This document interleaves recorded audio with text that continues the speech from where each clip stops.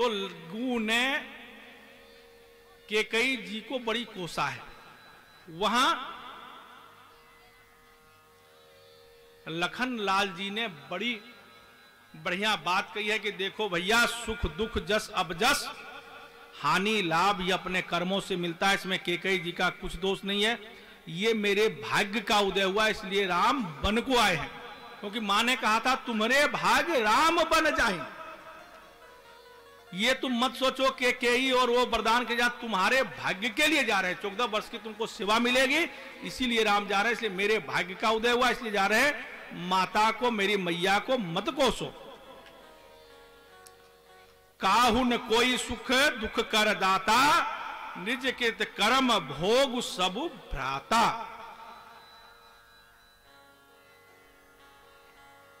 इसलिए वहां से बरबस राम सुमंत पठाए, गंगा जी के इस किनारे तक महाराज दशरथ जी का धर्म राज्य की सीमा है। अब यहां से प्रभु आगे के प्रेम राज्य में प्रारंभ कर रहे हैं। प्रातकाल की बेला है, प्रभु गंगा किनारे आ गए हैं। यहां गंगा की घाट पर नाव में एक मल्लाह बैठा है। गोस्वामी जी लिखते हैं कि एक दिन गुह को, निषाद राज को केवट ने प्राण बचाया था। तो कहा कुछ मांग लो। तो उसने कहा कि जब भगवान राम आएंगे उस दिन आप सबकी नाव को बंद करवा देना। इसीलिए वहां केवल एक ही केवट है, बाकी सब नाव बंद है। आज सबको छुट्टी है। गंगा जी किनारे अब यहां से प्रभु का प्रेम राज्य की सीमा प्रारंभ हो गया। केवट भक्ति प्रेम तक पहुंचता है। प्रेम में गोपियां की प्रेम भक्ति का प्रतीक है। प्रातः काल का बेला है। गंगा जी के घाट पर नाव में एक मल्लाह बैठा है। गोस्वामी जी लिखते हैं इसका नाम केवट है। प्रभु सीधे केवट के पास पहुंचते हैं और भगवान केवट की नौका की मांग की, भैया हमको गंगा पार जाना है, अपनी नाव में बिठाकर हमको गंगा पार करा दो। लोगों के इस वाणी सुनकर बड़ा आश्चर्य हुआ। सबको देने वाला दाता, सबको भवसागर से पार कराने वाला भगवान आज एक जीव रूपी मल्लाह, निषाद जिसको बोलते हैं, मल्लाह भी बोलते हैं, उस केवट से प्रार्थना कर रहा है। और प्रार्थना करने के बाद भी वह नाव लेकर के नहीं आ रहा है, मांग रहे नाव। क्या कहते हैं तुलसीदास जी? मांगी नाव ना केवट कर रही तुम्हारे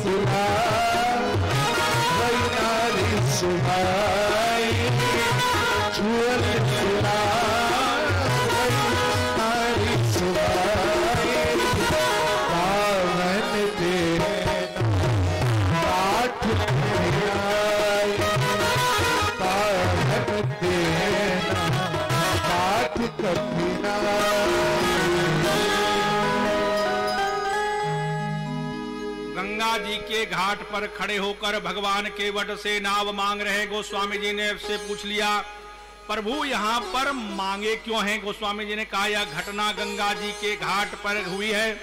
गंगा जी मानस में भक्ति का प्रतीक, यह श्री गंगा जी का घाट है। गंगा जी भक्ति के प्रतीक है। भक्ति के घाट पर केवल प्रभु का ही दर्शन होता है।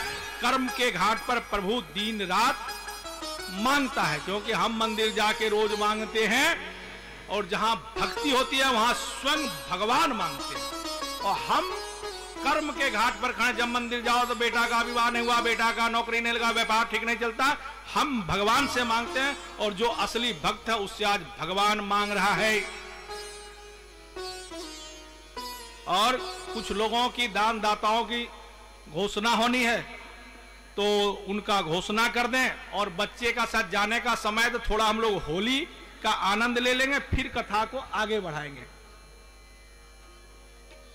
और कल दिव्य हवन होना है, शायद ऐसा हवन आपने अपने जीवन में नहीं देखा होगा। तो कल 10 बजे से 12, साढ़े 12, 1 बजे तक हवन चलेगी। आप आकर दर्शन लें, क्योंकि हवन का मतलब आपको मैंने समझाया था, भगवान के मुख में स्वयं भोजन देना। क्योंकि भगवान को हम 3 तरह से भोजन दे सकते हैं, और 3 ही विधि, 3 ही रास्ता है, चौथा कोई रास्ता शास्त्र ने बताया नहीं। एक जो हम ब्राह्मण संतजनों को दान करते हैं, उनको खिलाते हैं, उस माध्यम से परमात्मा मिल जाता है। दूसरा जो गाय को खिलाते हैं, गाय के लिए दान देते हैं, जो गौशाला के लिए दान देते हैं, वह परमात्मा को मिल जाता है। और तीसरा, जब हम हवन में अग्नि भगवान स्वयं प्रकट होके हमारे भोजन को करते हैं। और कल जो हवन हो रहा है वह हवन की सारी सामग्री सुरेश जी, सचिन जी, विजय गोयल जी की टीम तरफ से हुआ है, जो think and implement company private limited के मालिक भी हैं। इनको बहुत बहुत साधुवाद, आशीर्वाद। अब हमारे प्रधान जी जो दानदाता ने दान दिया है उनके नाम की घोषणा करेंगे, और जिनके मन में श्रद्धा हो तो फिर नाम लिखा देंगे, तो फिर एक बार हम लोग घोषणा करेंगे 5:30 बजे। बहुत ही आदर के योग महंत जी और सभी महंत जी और गांव-गांव से आए गौ भगत, माताएं, बहनें और प्यारे प्यारे बच्चों, यहाँ आप सभी का पहुँचने पर और कथा की शोभा बढ़ाने पर मैं आपका तहे दिल से स्वागत करता हूँ। और अब ये कुछ दान दाताओं का घोषणा करूँगा, और जिसकी और तमन्ना हो उसके बाद फिर आरती के टाइम भी घोषणा बोल दूंगा। हाँ, फिर आरती के पहले फिर हम लोग घोषणा करेंगे। कथा आज यहाँ राज तिलक होगा। अभी थोड़ा ये मर्म की बात है, समझने वाली बात है, थोड़ा भरत चरित्र को लूंगा और फिर हम लोग स्पीड से चलेंगे। किष्किंधा और सुंदरकांड, लंका कांड होते हुए सीधा करेंगे। थोड़ा जो समझने वाली बात है समझाते हैं, फिर कभी मौका मिला, परमात्मा कृपा हुई और कथा विस्तार से होगी, प्रभु कृपा। 11,000 रुपए जितेंद्र मलिक बिगान, वे कुछ बाहर से आ नहीं सके, इसलिए उन्होंने 11,000 रुपए कहे हैं कि हम शाम को आके अपने आप करेंगे। 11,000 रुपए जितेंद्र मलिक। राम भूल ओम प्रकाश त्यागी 11,000 रुपए खेड़ी तका से। 500 रुपए आजीवन हर महीने का मेंबर भी बनाया अपनी माता चाची की समृद्धि में, और 500 रुपए हर महीने देगा। 2100 रुपए गंगाराम हरिराम का तिरस्मी। 5100 रुपए मंटी व फोन त्यागी गसौली से। 500 रुपए रामकिशन वर्मा। 11,000 रुपए धर्मवीर नंबरदार पुत्र मान सिंह चिरस्मी। 11,000 रुपए डॉक्टर सतबीर छतर सिंह के चिरस्मी। 11,000 रुपए राजवीर मोजीराम चिरस्मी। 2100 रुपए ओम प्रकाश त्यागी गसौली। और मैं अपनी परिवार की तरफ से 51,000 रुपए गौशाला, 51,000 रुपए गौशाला में, और जिस भाई की जैसी भी वो अपनी, और फिर आरती से पहले घोषणा करना। सबका धन्यवाद। बच्चों का होली खेल के इतने आराम से बैठ के बोलेंगे, और जब जाना जब छुट्टी करेंगे। एक गाय ले लेंगे और जो अभी कहोगी वैसे दान देंगे, वैसे दे देंगे। एक गाय को ये गोद ले रहे हैं हमारे पवार साहब। एक गाय की जो खर्चा होगा प्रत्येक महीना ये दिया करेंगे। मैं खर्चा उसका हर महीना 2-3 महीना का आइटम ले आएगी, 2-3 महीना का। और ये हमारे पवार साहब बागपत से, बल्ली से एक गाय को गोद ले रहे हैं। जितना भी उनका खर्चा होगा हर महीने एक गाय का दे के जाएंगे। और जो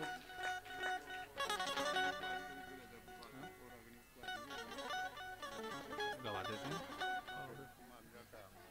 रामभूल त्यागी जी से रिक्वेस्ट है कि आप अपनी वो गाय माता की रागनी कहना चाहते तो आपसे रिक्वेस्ट है कि 5-10 मिनट में ही पूरी करिए, अगर ज्यादा टाइम ना लियो। आज फिर कथानंद में होली में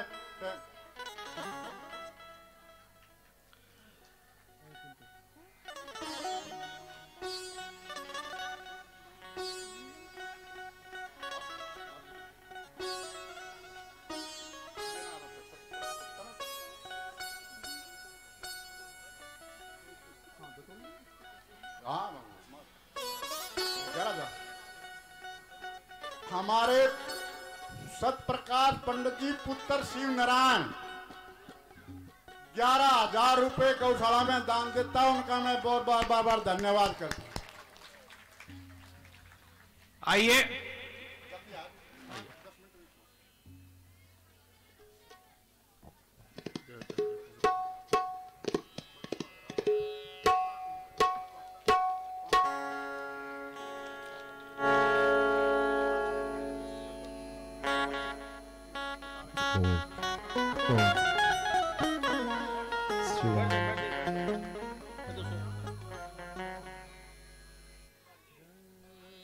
सभी को नमस्कार।